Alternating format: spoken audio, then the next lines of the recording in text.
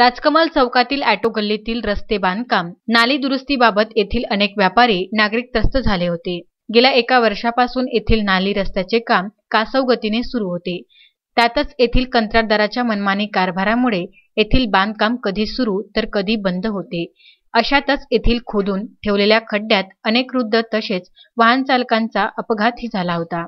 अशा परिस्थितीत येथील व्यापारी नागरिकांनी शेवटी विदर्भ न्यूजला संपर्क करून आपली व्यथा स्पष्ट केली. या संबंधित आमच्या प्रतिनिधीने येथील नागरिकांच्या व्यथा तक्रारी घेऊन विदर्भ न्यूजने याबाबतचा वृत्तांत प्रसारित केला होता. ऑटो गल्लीत बेजबाबदार रस्ते बांधकाम, कंत्राटदाराचा मनमानी कारभार असा वृत्तांत प्रसारित केला होता. शेवटी विदर्भ न्यूजच्या दणक्याने येथील बांधकामाला आता सुरुवात झाली आहे. येथील बांधकाम कंत्राटदाराने कामगारांना कामाला लावून युद्ध पातळीवर कामाला सुरुवात केली आहे.